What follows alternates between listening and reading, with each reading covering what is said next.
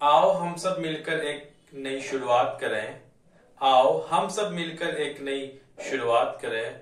आओ हम सब एक दूसरे का हाथ थामें। हो बदलाव, हो बदलाव नया एजुकेशन सिस्टम में। हो बदलाव नया एजुकेशन सिस्टम में, एक नई क्रांति का आगाज करें।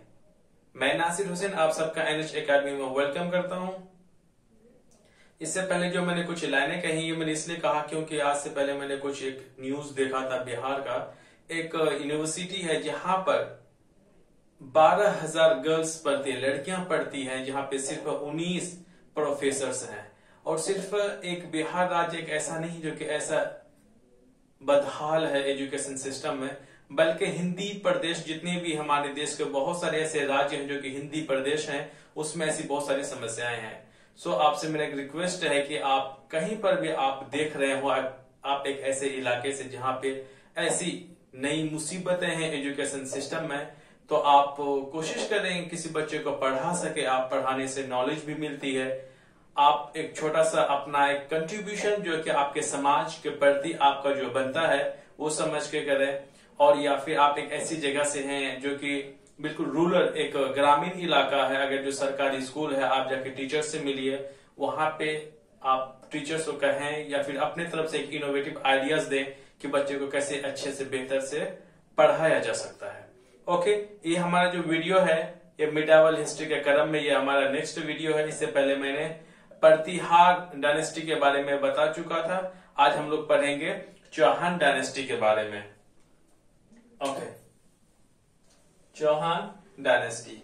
जैसे भी लास्ट वीडियो हमने देखा, जैसे ही गुर्जर प्रतिहार या फिर प्रतिहार डायनेस्टी का पतन होता है, डिक्लाइन होता है, उसी वक्त मध्य भारत में ही कुछ छोटे बड़े जो राज्य हैं जो उसी के सामंत थे या फिर फ्यूडल थे प्रतिहार डायनेस्टी के, जो कि प्रतिहार डायनेस्टी के अंडर में रहने वाली छोटे छोटे राज्य क्या होते हैं, आजाद होने लगते हैं, खुद का अपना एक साम्राज्य बनाने लगते हैं। उसी के क्रम में एक था हमारा चौहान डायनेस्टी।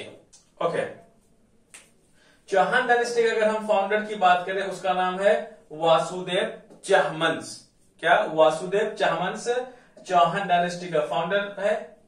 उसका जो कैपिटल है पहले था अनहीछत्र या फिर अनहीछत्रपुर। मैं बताऊंगा कि ये कहां से आया, और फिर बाद में अजमेर, देन दिल्ली। अगर आपको अगर पूछा जाएगा सवाल, तो आपको इसी में से अगर कुछ आएगा तो आप उसमें टिक लगा देना है। भाषाएं की हम बात करें, बाद में मैं बात करता हूं भाषाएं की। इसके जो स्टैब्लिश जो होता है ये लगभग 501 एडी में, और इसका जो डिसएस्टेब्लिश्ड जो होता है इनका 1192 एडी में। तराइन का सेकंड युद्ध जो कि पृथ्वीराज चौहान तृतीय, पृथ्वीराज चौहान या फिर जिसे पृथ्वीराज तृतीय थर्ड कहते हैं, उन्हीं के ही हार के बाद ये डायनेस्टी का पतन शुरू हो जाता है। सो एस्टेब्लिश्ड कब हुआ इनका 551 एडी में, डिसएस्टेब्लिश कब हुआ 1192 में। सो इसके हम ओरिजिन की बात करते हैं, चौहान की ओरिजिन को। इससे पहले भी जो मैंने बता दिया था ओरिजिन ऑफ राजपूत डायनेस्टी के बारे में, कि महर्षि वशिष्ठ माउंट आबू पर्वत में जाकर के वो यज्ञ किया था, तो वो भगवान से ये प्रार्थना वो यज्ञ के जरिए से कहना चाहते थे कि जो दैत्य थे, जो उनको ऋषियों को, जो आसपास के इलाकों को जो परेशान कर रहा था, जो दैत्य, उन्हीं दैत्यों से आजाद होने के लिए भगवान से प्रार्थना की, मदद मांगी। तभी उसी में से कुल चार क्लेंस निकल के आते हैं राजपूत में। उन चारों में से एक है हमारा चौहान डायनेस्टी। सो इनका ओरिजिन को मैंने पहले अच्छे से मैंने बता दिया। प्लीज अगर आप देखें तो मेरे जितने भी वीडियोस में बनाता हूं, प्लीज को सीरियल वाइज देखें, तभी आपको नेक्स्ट जो चैप्टर है तभी आपको समझ में आएगी। नेक्स्ट हम लोग पढ़ते हैं। सबसे ओरिजिन को लेकर के इसका रहा है अग्नि कुल या फिर अग्नि सिद्धांत, जिसे हम कहते हैं फायर अल्टर। इसमें क्या है, इनका जो जिक्र जो मिलता है, इनका जिक्र मिलता है पृथ्वी राज रासों में इनके बारे में मिलता है, नैन्सी एंड सूर्यमल मिशन। आपसे क्या पूछा जाएगा कि अग्नि कुल का सिद्धांत या फिर फायर अल्टर का जो प्रिंसिपल है, सिद्धांत है, वो कहां से मिलता है, तो इन्हीं में से मिलता है। इनसे कम ही पूछे जाते हैं, क्योंकि एक भी इसमें से फैक्ट नहीं है। सबको क्या होता है, एक अपनी तरफ से एक कहने का जरिया था, सब अपने अपने तजुर्बे के हिसाब से दिया था। अब नेक्स्ट है सूर्यवंशी। तो सूर्यवंशी का सिद्धांत किसने दिया था या फिर प्रिंसिपल किसने दिया था? तो आपको ऐसे क्वेश्चंस एग्जाम्स में पूछे जाते हैं कि सूर्यवंशी का जो सिद्धांत किसने दिया था या फिर आपको कहां से मिलता है। तो सूर्यवंशी का जो सिद्धांत है पृथ्वीराज विजय से मिलता है, हमें महाकाव्य से मिलता है, सुरजन चरित्र से, और फिर चौहान प्रशस्ति से, या फिर गौरी शंकर हीराचंद ओझा ने इसके बारे में बताया था। सूर्यवंशी की जितने भी हमारे चौहान डायनेस्टी थे वो कहां से थे? सूर्यवंशी के कलेन से या फिर वंशज से थे। नेक्स्ट है डिसेंडेंट्स ऑफ लॉर्ड इंदिरा। आपको बता देगा कि जो लॉर्ड इंदिरा के क्या थे? वंशज थे। इनकी जानकारी हमें कहां से मिलती है? वो होती सेवार्डी इंस्क्रिप्शन बाय रायपाल के जरिए से जो दी गई थी, वहां से इनकी जानकारी मिलती है। नेक्स्ट हमारा फोर्थ है फॉरेन ओरिजिन शक एंड सीक्वेंस। क्या था? ऐसा नहीं था सिर्फ कि इंडियंस ने ही चौहान के ओरिजिन को लेकर के अपने अपने सिद्धांत दिए, बल्कि कुछ विदेशी भी रहे जो कि मैं पहले वीडियो में डिस्कस कर चुका हूं। तो फॉरेन में आ जाते हैं कर्नल जेम्स टॉड और doctor वीए Smith and William crook. तो इन लोगों ने ही था जो कि फॉरेन ओरिजिन कहा कि ये क्या विदेशी लोग हैं, विदेश के रहने वाले वंशज है, यहाँ इंडियंस नहीं है, ये इनका अपना कहना था। अब आते हैं फिफ्थ में ब्राह्मण। तो आपको था एक का नाम था डॉक्टर दशरथ शर्मा, डॉक्टर गोपीनाथ शर्मा, कायम खान रासो एंड बिजोलिया इंस्क्रिप्शन। तो आपको आपसे पूछा जाएगा कि ये बताओ कि ब्राह्मण और ये था चौहान डायनेस्टी, ये कहां से थे? ब्राह्मण से। इसका हमें स्रोत कहां से मिलता है या फिर इसके बारे में हमें कौन कौन सा हिस्टोरियंस कहते हैं, कुछ ये नाम हुआ। साथ में कौन सा इंस्क्रिप्शन से मिलता है? वो आपको मिलता है शिलालेख कौन सा है? बिजोलिया। नेक्स्ट आता है हमारा चंद्रवंशी। चंद्रवंशी में आ जाता है हंसी इंस्क्रिप्शन, अचलेश्वर टेम्पल सिटेशन। हमें इन्हीं सबसे कहा चंद्रवंशी के ही चंद्रवंशी के वंशज है कौन? चौहान वंश। ये रही इन सब सवालों से। अब नेक्स्ट हमारा बिगिनिंग पे आ जाते हैं, शुरुआती दौर पर। शुरुआती दौर पर इसके कई सारे नाम पड़ गए चौहान डायनेस्टी के। पहला नाम, अगर the Chauhan dynasty has many names, कौन कौन से इसके अलग अलग तरह के नाम है? पहला देखते हैं चौहान ऑफ शाकंभरी, चौहान ऑफ सपाद लक्ष्य, चौहान ऑफ अजमेर। मैं बताऊंगा कि शाकंभरी कैसे पढ़ा, सपाद लक्ष्य कैसे पढ़ा, आगे हम लोग बात करेंगे। इतनी तो हमने बिगनिंग की तो बात कर ली। अब नेक्स्ट हमारा आ जाता है वासुदेव। किससे हम शुरुआत करेंगे? वासुदेव से करेंगे।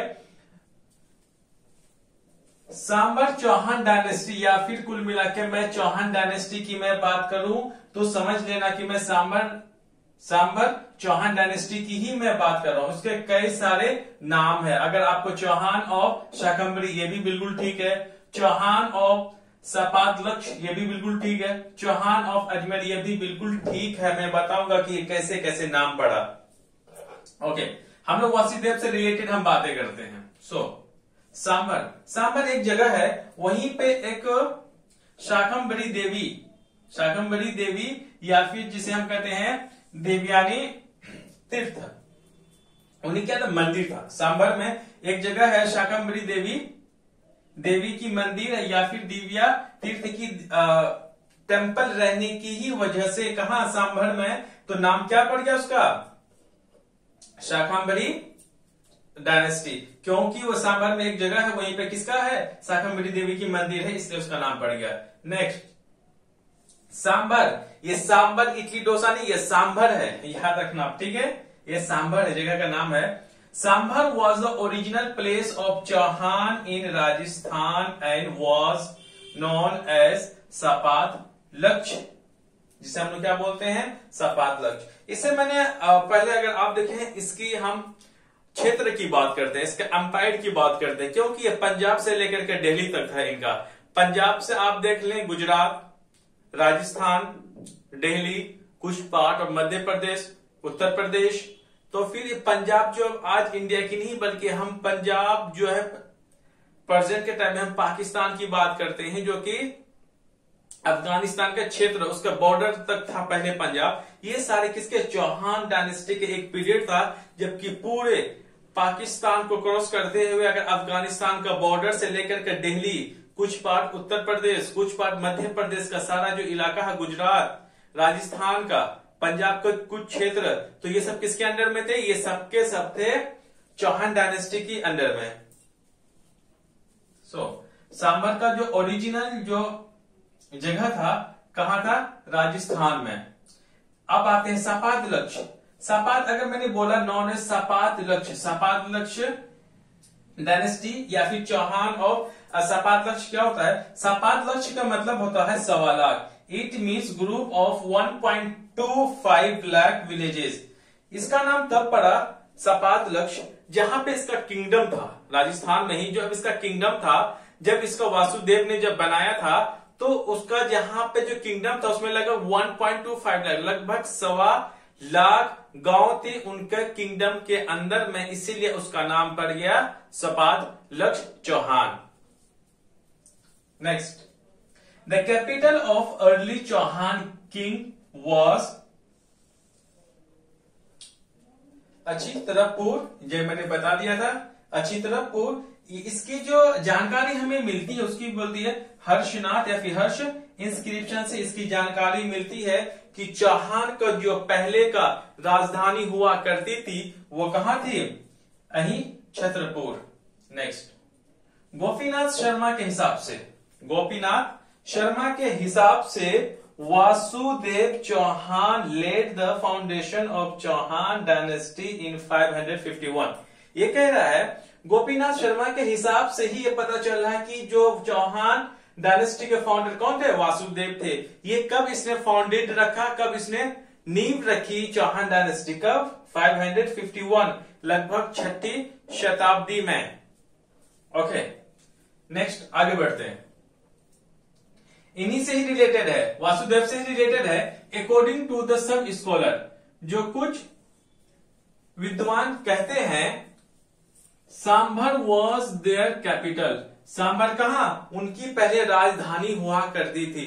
बिल्कुल भी ये बात सच है कि कह सकते हैं, क्योंकि जब इसकी जो राजधानी है पहले फिक्स नहीं हुआ करती थी। जब इनका 551 में जब इसने फाउंडेशन रखा तो इनका एग्जैक्टली राजा नहीं था, इसका कोई एक छोटा सा था। ये हालांकि प्रतिहार डायनेस्टी के अंदर में ही रह करके एक छोटा सा राज्य संभाला करता था, इसलिए उनका एडमिनिस्ट्रेशन उतना स्ट्रांग नहीं था, इनकी मिलिट्री उतनी स्ट्रांग नहीं थी, जिनके ही वजह से इसका एम्पायर भी उतना ज्यादा फैला हुआ नहीं था, इसीलिए कई सारे कंफ्यूजन इसमें थे।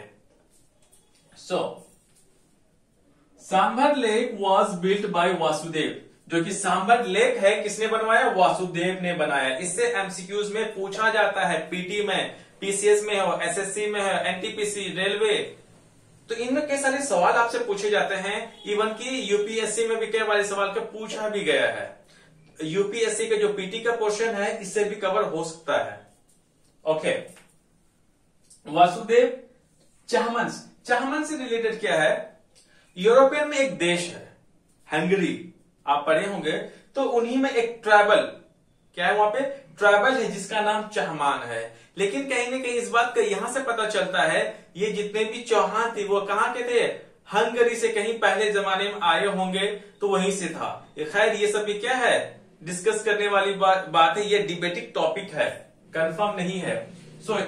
तो कहता है सांभर लेक किसने बनवाया, वासुदेव ने बनाया। इसकी जानकारी कहां से मिलती है, बिजोलिया इंस्क्रिप्शन से मिलती है, शिलालेख से मिलती है, बिजोलिया शिलालेख से मिलती है। Next, he held the title of Maharaj, so it is possible that they were feudal of other king like Pratihara. ये कह रहा है he had the title of Maharaj. इसका मतलब कोई भी आदमी जब भी अगर कोई भी फाउंडेशन नई डायनेस्टी के जब भी डालता है, वो उस वक्त कई सालों के बाद क्या कि उसने अपने आप को महाराज घोषित किया, तो इस बात का पता चलता है वो पहले फ्यूडर्स का मतलब होता है सामंत या फिर किसी राजा के अंडर में काम करने वाले। जैसे कि अगर हम लेते प्रतिहार डायनेस्टी के, इससे पता चलता है कि प्रतिहार डायनेस्टी के अंडर में ही जो वासुदेव थे वो काम करते थे एज एक छोटा सा राजा बन के। जैसे ही उसमें डिक्लाइन शुरू हो जाता है उनमें, वो क्या होते हैं, वहां से फिर आजाद होने लगते। तभी क्या महाराज का उपाधि किसने लिया था? सबसे पहले महाराज का उपाधि सबसे पहले किसने लिया था? वासुदेव ने लिया। ये पूछा जाएगा आपसे कि चौहान डायनेस्टी में सबसे पहले महाराज को उपाधि या फिर टाइटल लेने वाला शासक या उसका रूलर का नाम बताएं। That is Vasudev. नेक्स्ट है, इन्हीं का एक नेक्स्ट रूलर था जो फेमस रूलर से रहे, उसी से बारे में हम बात करेंगे। गोवक फर्स्ट। गोवक फर्स्ट जो है वो नेक्स्ट रूलर रहा चौहान डायनेस्टी का।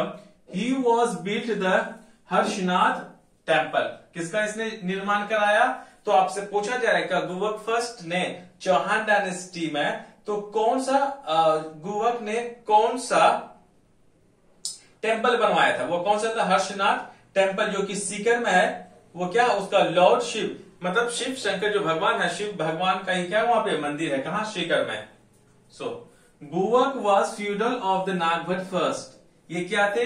ये बहुत बड़ा उसके भक्त थे, फ्यूडल थे। कौन?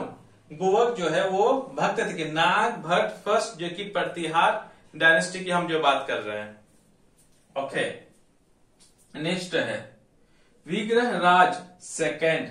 विग्रह राज का जो पीरियड रहा है 971 से लेकर के 998 तक, ये रूलिंग पीरियड रहा इसका। विग्रह राज सेकेंड डिफीटेड मूल राज फर्स्ट, जो कि चालुक्य रूलर थे। कहां के? गुजरात का। तो आपको अगर पूछा जाएगा कि मूलराज फर्स्ट को चौहान डायनेस्टी में हराने वाले कौन से शासक थे? वो थे Vigraha Raj second. Next, he was build the temple of Ashvapurva Devi. Ashvapurva Devi का टेम्पल को निर्माण किसने कराया? विग्रह राज सेकंड ने। He was also called Matang. इसको क्या भी बोलते हैं? मटंग भी बोलते हैं। इसकी जो जानकारी हमें मिलती है, inscription of Harshnath obtained Sikar in 973, 1973 में, जो कि सीकर में थे। तो उसी से एक इंस्क्रिप्शन ऑफ हर्षनाथ का मिला, शिलालेख मिला। उन्हीं की जानकारी मिलता है कि विग्रह राज सेकंड का क्या कहते हैं? इसको मटंग कहते हैं। और उसने किसका? टेम्पल ऑफ अश्वपूर्वा देवी का क्या करा? निर्माण कराया। नेक्स्ट है, अब नेक्स्ट जो रूलर रहा वो रहा हमारा पृथ्वीराज फर्स्ट। पृथ्वीराज फर्स्ट से रिलेटेड है। He was the first independent ruler of Chauhan dynasty. हालांकि विग्रह राज भी थे थोड़ा सा, लेकिन जो मोस्टली ज्यादातर वो थे वो इंडिपेंडेंटली राजा कहलाते हैं। कौन? पृथ्वीराज फर्स्ट। तो आपसे एक पूछा जाता है कि चौहान डायनेस्टी का पहला इंडिपेंडेंट रूलर कौन था? पृथ्वीराज फर्स्ट। सो इस बात से यहां पता चलता है अगर वो इंडिपेंडेंट थे, इससे मतलब क्या? चौहान डायनेस्टी के इससे पहले थे, ये किसी न किसी के सामंत, किसी न किसी साम्राज्य का सामंत या फिर फ्यूडल या फिर किसी राजा के अंडर में काम कर रहे थे एज अ राजा बनकर जरूर। राइट? तो ये पहला क्या थे? इंडिपेंडेंट रूलर थे। किसके? चौहान डायनेस्टी के। He was had the title of Maharaja. किसका? महाराजा का इसने ही टाइटल लिया था। पहला टाइटल कौन लिया था? वासुदेव ने लिया था, महाराज का। तो नेक्स्ट जो टाइटल लेने वाला था महाराजा का कौन था? पृथ्वीराज फर्स्ट। अब हम लोग आगे देखते हैं। जैसे कि अभी हमने देख लिया कि पृथ्वीराज फर्स्ट जो किसका टाइटल लिया था? महाराजा धीरज का। ओके, नेक्स्ट, इन्हीं का एक मिनिस्टर था। किसका? पृथ्वीराज फर्स्ट का एक मिनिस्टर था जिसका नाम था हुड्डड।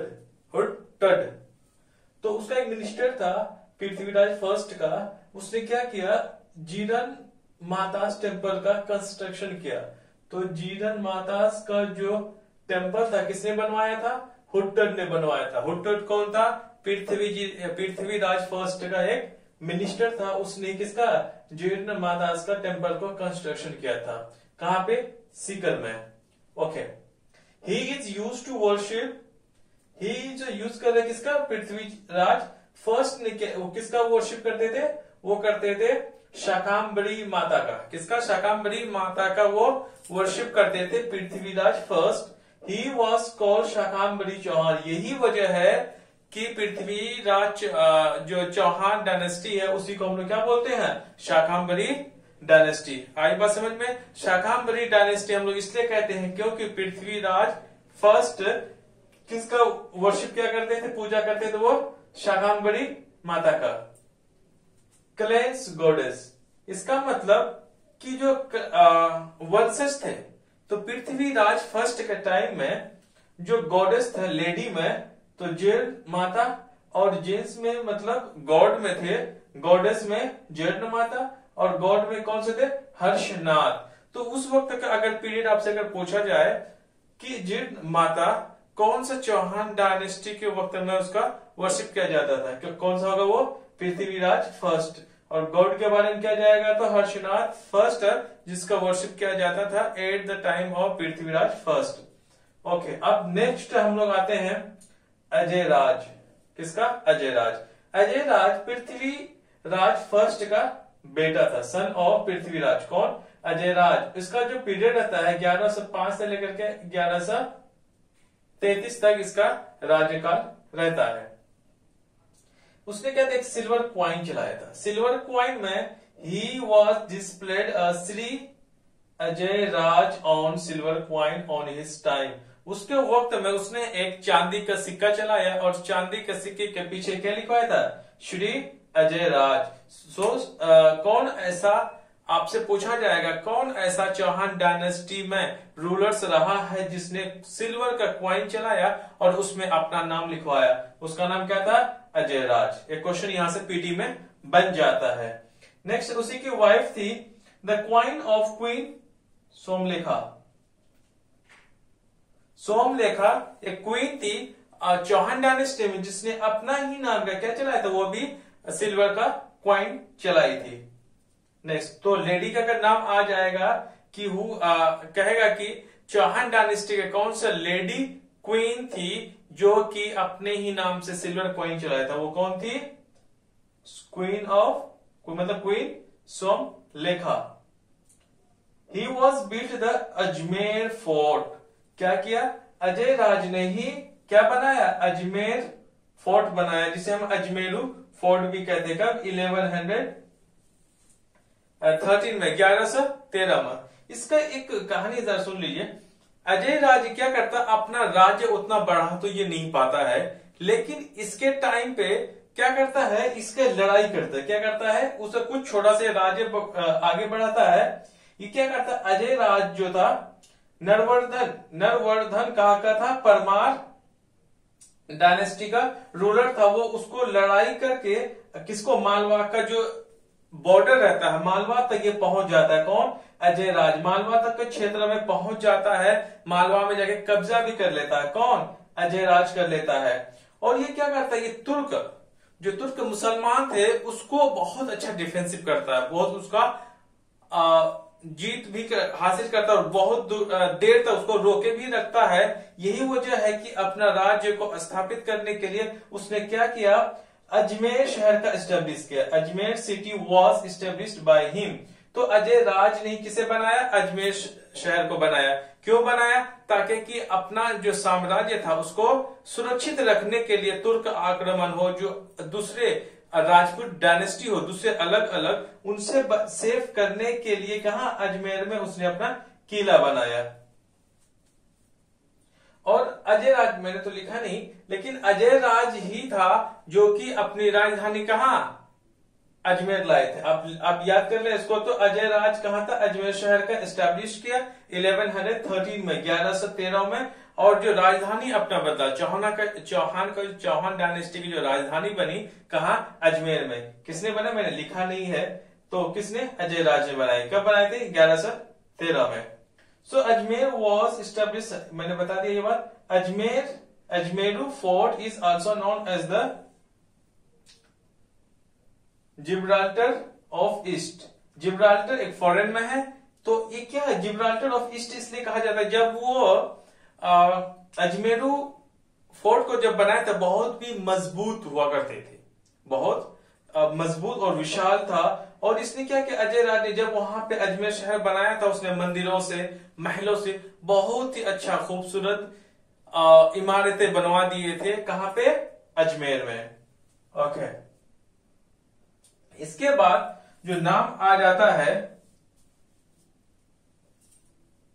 हाँ यही वजह रहा, got most fame in Ajmer, Chauhan of Ajmer. यही वजह रहा जब चौहान अजमेर का जब स्थापना करता है, अपने जो राजधानी है अजय राज बना लेता है, कहा? अजमेर को। तभी से ही अजमेर को हम लोग क्या कहने लगते हैं? चौहान ऑफ अजमेर। तभी से चौहान ऑफ अजमेर का मतलब कॉलिंग होता है, तभी से उसको बोला जाता है। मैंने नेम को लेकर के जब मैंने बताया था। ओके, नेक्स्ट में आता है अर्नोराज, जिसे कि हम आनाजी कहते हैं। इसका जो पीरियड रहा 1133, 1113 से लेकर के 1155 एडी तक इनका राज्यकाल रहता है। किसका? अर्नोराज का, जिसका नाम आनाजी बोलते हैं।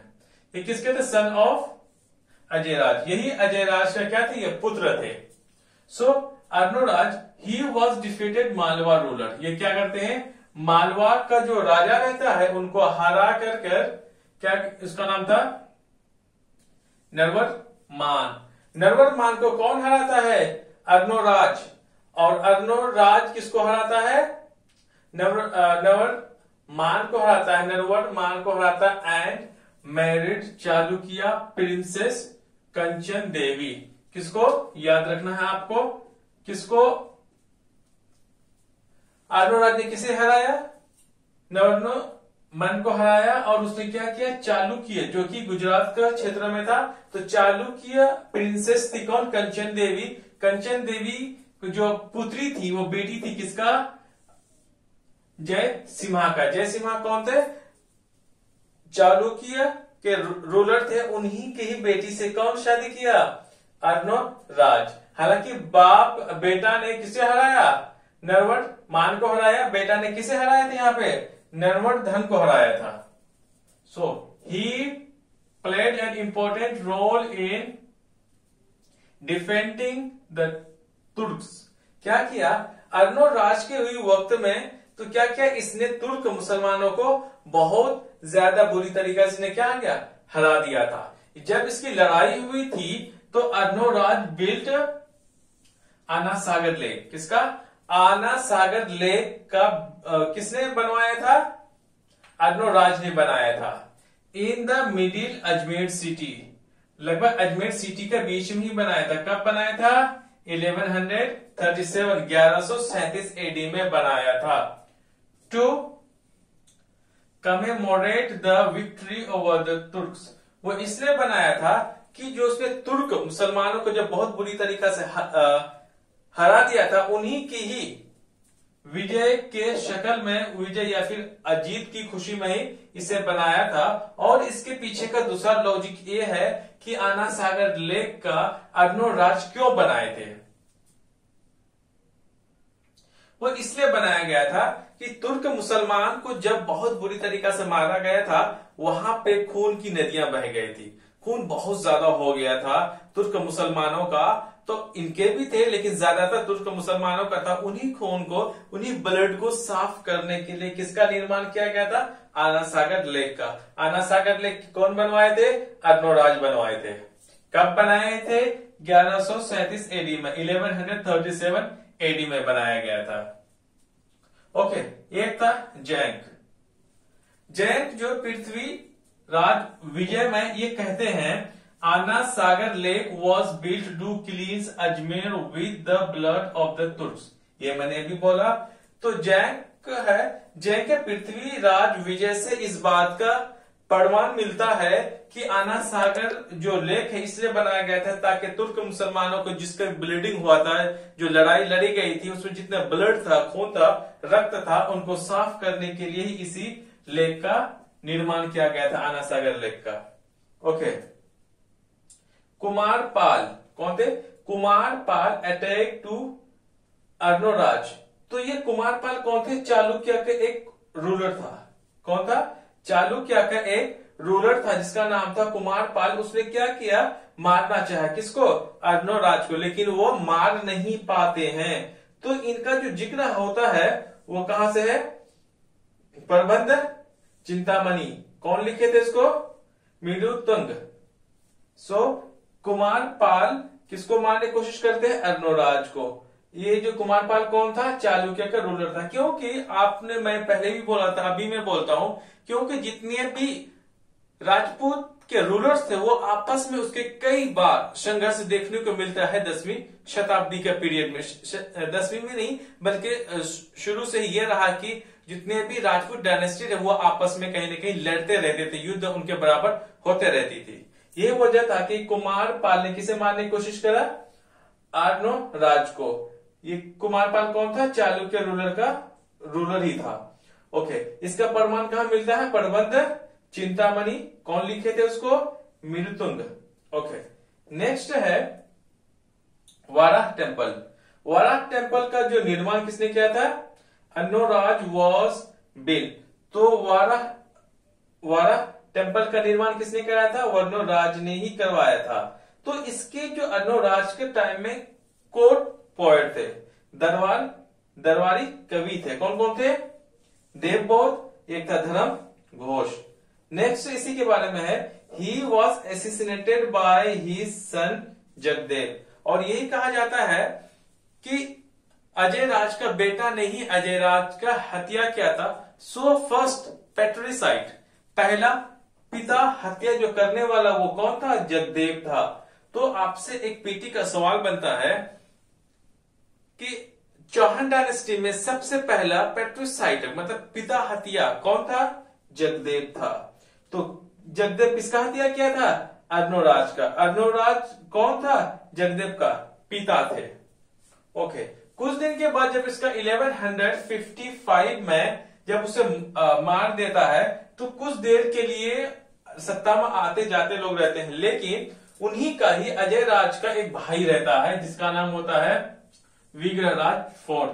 ये चौहान डायनेस्टी का एक फेमस रूलर में से एक है। इसका जो 1158 में, यहां कहा था 55, 3 साल के बाद ही विग्रहराज फोर्थ क्या राजा बनते, उसको गद्दी कब मिलती है? 1158 में। So he was brother of Arnoraj. Arnoraj का कौन भाई रहता है? विग्रहराज फोर्थ किसका? अर्णोराज का। Next, he defeated Tomar king and टूक कंट्रोल ओवर दिल्ली। और यही रहता है विग्रहराज फोर्थ ही क्या करता है? तोमर वंश जो कि दिल्ली का एस्टेब्लिश किया गया था आनंदपाल के द्वारा। आनंदपाल जो है तोमर डायनेस्टी का ही रूलर था जो कि दिल्ली का एस्टेब्लिश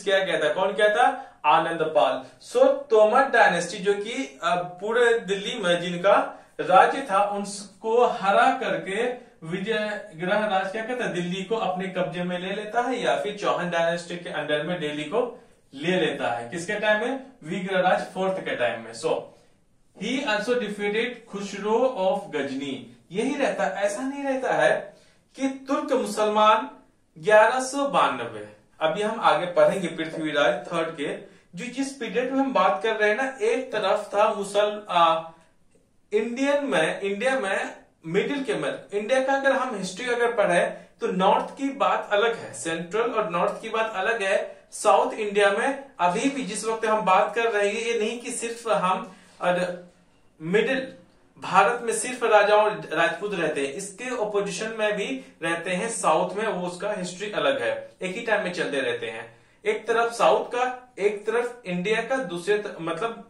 इसका नॉर्थ इंडिया का, एक तरफ बाहरी जो मुसलमान आक्रमण रहते हैं, विदेशी आक्रमण, उसका भी कहीं ना कहीं चर्चा होते रहता है। तो यही विग्रहराज क्या करता है? खुसरो ऑफ गजनी को भी हराता है।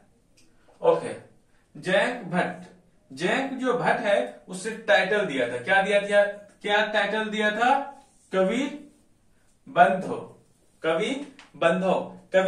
किसको टाइटल दिया था जैक भट्ट ने? विग्रहराज फोर्थ को। इसलिए कहा गया था friend of lecturer, friend of poet.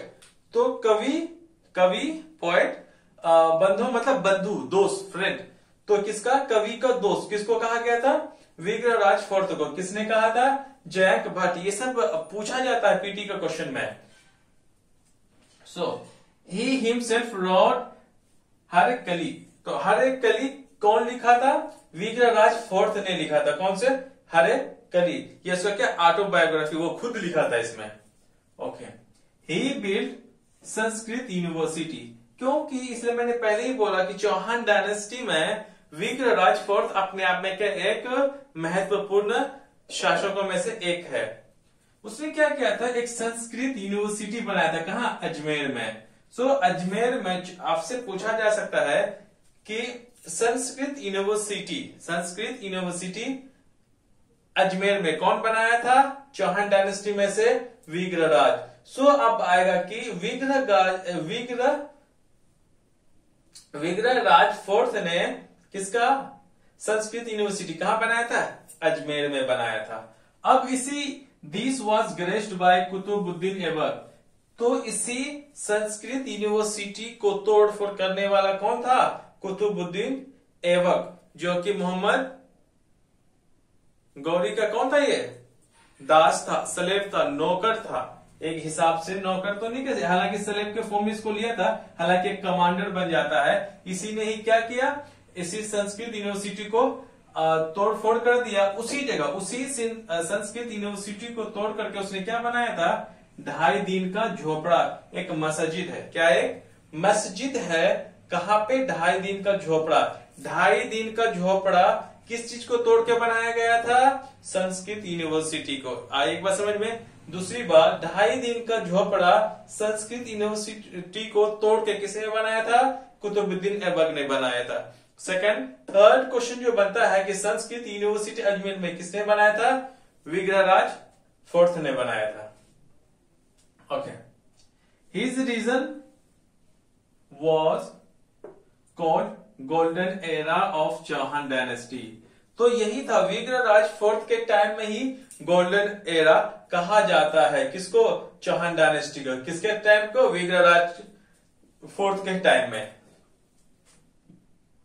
He settle down the Bisalpur and Bisalpur lake. So अगर आ जाएगा, बिसलपुर का निर्माण किसने कराया था, विग्रहराज फोर्थ ने कराया था। सो बिसलपुर लेक का भी निर्माण या बिल्ड किसने किया था, विग्रहराज ने ही किया था।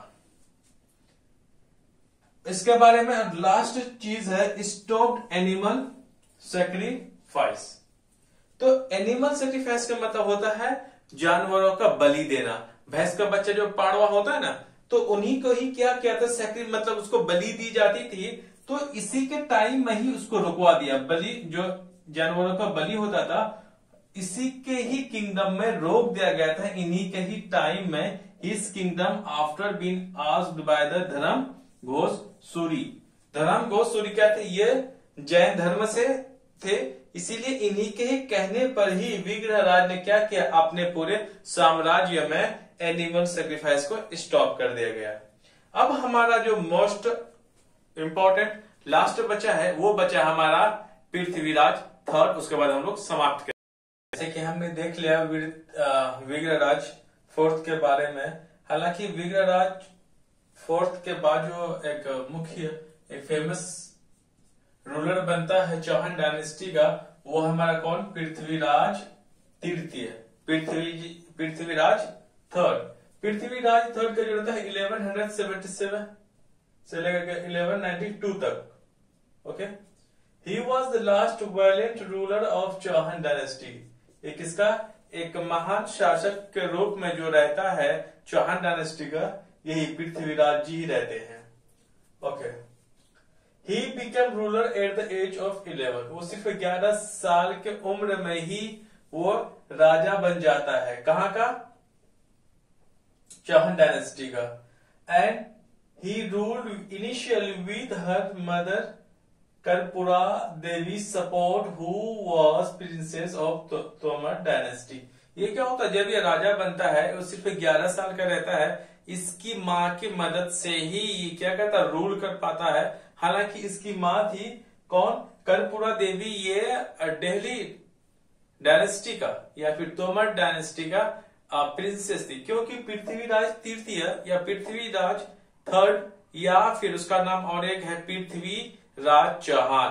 पृथ्वीराज चौहान का जो पिताश्री थे वो तोमर डायनेस्टी के जो प्रिंसेस थी, कौन थी वो? कर्पूरा देवी से उसने शादी की थी। इसी वजह से जो चौहान डायनेस्टी और दिल्ली का जो कि पहले ही विग्रहराज फोर्थ ने जीत चुका था, तो उनकी क्या हो गया, उसका रिलेशन बन जाता है।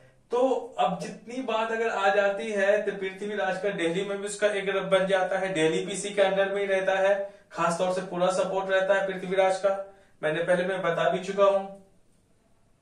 And he was also help by the Kadamdas. Kadamdas की मदद से ही वो क्या करता है, रूल कर पाता है।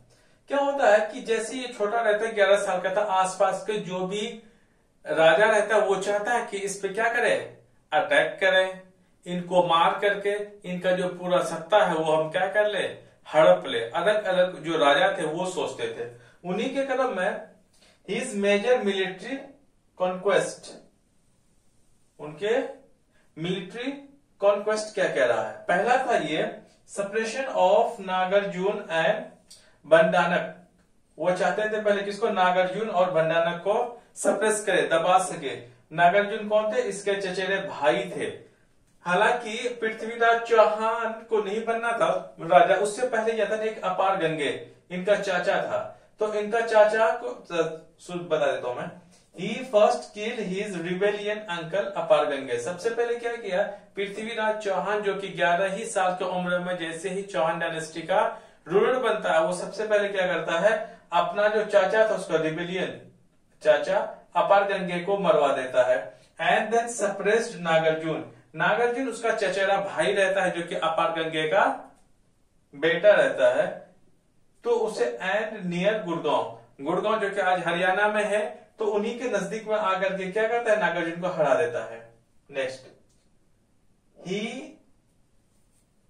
ही then suppress the revolt of Bhandanak tribes near Bharatpur, जो कि मथुरा के साइड में था। तो उसके बाद भंडानक जो ट्राइब्स थे भंडानक, उन्हीं ट्राइब्स को, जनजाति को क्या किए, सप्रेस कर देते हैं ताकि उसके खिलाफ में कोई आ ना सके।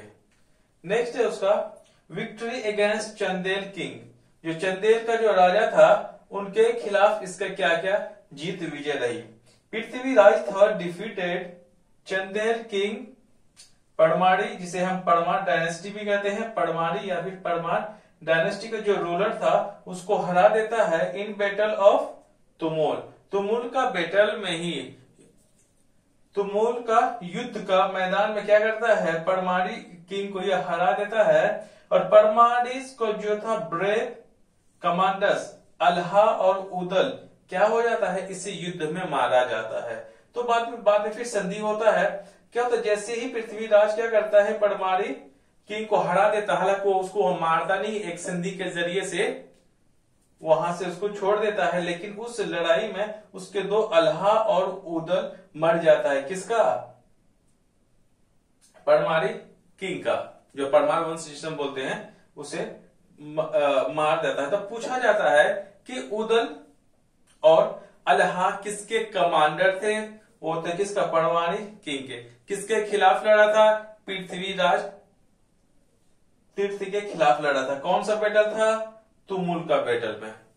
Okay, next victory against Chalukya king. Chalukya king में इसका क्या का विजेता रहा। ही फॉट भीमदेव इन 1184। 1184 में ये भीमदेव के खिलाफ चालुक्य गुजरात के क्षेत्र में था, उनसे इसकी लड़ाई होती है, युद्ध होती है। ये क्या होता है, जीत जाते हैं एट नागौर। कहा, ये आपका गुजरात के क्षेत्र में। And force to treaty on him that ended their long draw rivalry. कहता है उनसे जो लंबा एक समय से एक दुश्मनी चलता है, लड़ाई चलती है, तो इन्हीं से ही एक ट्रीटी किया जाता है, एक संधि की जाती है, जिसके जरिए से कि और कोई भी उनसे लड़ाई वगैरह ना किया जाए, तो वो भी उनसे क्या होता है, मुक्त हो जाते हैं। अब भी उसको चालू कैसा कोई डर नहीं रहता है। कब, 1184 में किनसे लड़ाई होती है? भीमदेव से। वहां एक ट्रीटी साइन की जाती है। तो फिर एक सवाल आता है पेटी का कि चालुक्य किंग से पृथ्वीराज थर्ड कौन सा चालुक्य किंग को हराया था? भीमदेव। कब? 1184।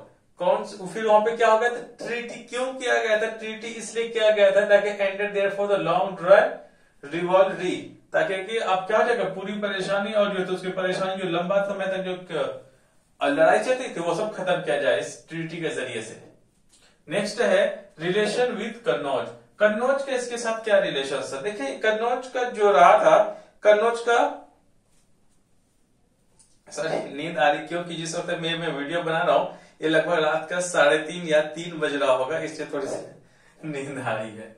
Okay, relation with the Kannauj. Kannauj के इसका जो रिलेशन रहता है, जब इसका पृथ्वीराज थर्ड का जो रिलेशन था कन्नौज के साथ में, तो रूलर जयचंद, उस वक्त कन्नौज का रूलर कौन था? जयचंद। जयचंद की बेटी थी संयोगिता, डॉटर ऑफ जयचंद।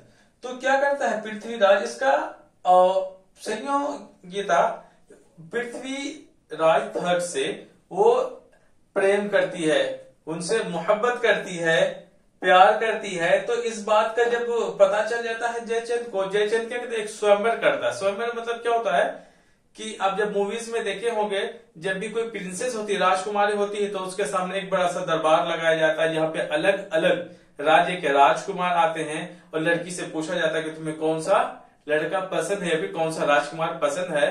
तो उन्हीं के बीच में, हालांकि जयचंद को तो पता चल जाता है कि ये पृथ्वीराज थर्ड से ये मोहब्बत करती है, लेकिन वो नहीं चाहते कि उनसे शादी हो। तो क्या हुआ था कि एक ऐसा पृथ्वीराजों में कहा जाता है कि वो गेट के बाहर एक पुतला टाइप का बना हुआ था, तो बना हुआ था गेट के ही पास, तो ऐसा लगा जैसे कि पुतला बना हुआ हो। जब संयोगिता से कहा गया कि तुम्हें कौन सा राजकुमार पसंद है, माला जाकर के पहना दो, तो वो सबके तरफ देखी तो किसी को पसंद नहीं किया, क्योंकि वो इंटरनली वो किससे प्यार करती थी? पृथ्वीराज थर्ड से। वो क्या करता है, गेट पे जो पुतला बना हुआ था वहां पे जाकर को माला डाल देती। जब वो पुतला बना हुआ था, एक्चुअल में वो पृथ्वीराज थर्ड ही था जो कि पुतला के शक्ल में था। ये बात जैसे पता चल जाता है तो वो क्या करता है, जैसे अपना सारे कॉस्ट्यूम को हटाता है, संयोगिता को लेता है, घोड़े में बैठा था और फिर मूवीज की तरह वो 1-2-11 हो जाता है, मतलब सॉरी 9-2-11 हो जाता है, वो वहां से चला जाता है। तो इस बात का गुस्सा जयचंद को बहुत ज्यादा आता है। तो वो क्या करता है इसमें, ये मोहम्मद गौरी को, देखिए अब बदला कितना खतरनाक होने वाला है, यहाँ पे इतिहास बदलने वाला। अब यहाँ पे चौहान डायनेस्टी का खत्म होने वाला है। यहाँ पे वो क्या करता है, जयचंद बुलाता है किसको, मोहम्मद गौरी को इनवाइट देता है, क्योंकि ये जयचंद किसको हरा नहीं पाता है, पृथ्वीराज थर्ड को। तो मोहम्मद गौरी को बुलाता है जयचंद। फिर क्या करता है, इसकी जो लड़ाई होती है, so Mohammad Ghori and Prithviraj third, battle of Tarain, first battle of Tarain कब होता है, 1191 में। 1991 में जब होता है तो पृथ्वीराज बहुत अच्छे से जीत जाता, बहुत अच्छे तरीके से जीत जाता है। उसका रीजन रहता है कि क्यों जीतता, मतलब जीत जाता है। ये सेकेंड बैटल में क्या रहता है, उल्टा हो जाता है। विनर यहाँ पे मोहम्मद गौरी रहता है, अब पूरी तरीके से किसको, पृथ्वीराज को हरा देता है। हराने के बाद जयचंद को लगता है कि उसकी मुसीबत हो गई खत्म, लेकिन ऐसा होता नहीं है। मैंने इससे पहले वीडियोस में बता चुका हूं कि फिर क्या होता है, चंद्रावर के युद्ध में 1194 में क्या होता है, जयचंद को भी कौन, मोहम्मद गौरी हरा देता है। ये रहा आज का। अब हम लोग एक कंप्लीट एनालिसिस था जो कि हमने देख लिया। अब इसके बाद हम लोग नेक्स्ट राजपूत डायनेस्टी के बारे में हम लोग पढ़ेंगे अगले वीडियो में। Thank you very much.